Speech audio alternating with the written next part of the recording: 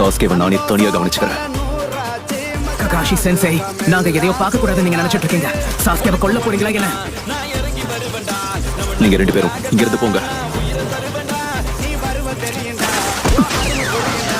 இதுதான் நல்ல வாய்ப்பு. இதை நான் விட்டு கொடுக்க மாட்டேன். நருட்டோ என்ன பண்ணிட்டு இருக்க? நாருட்டோ!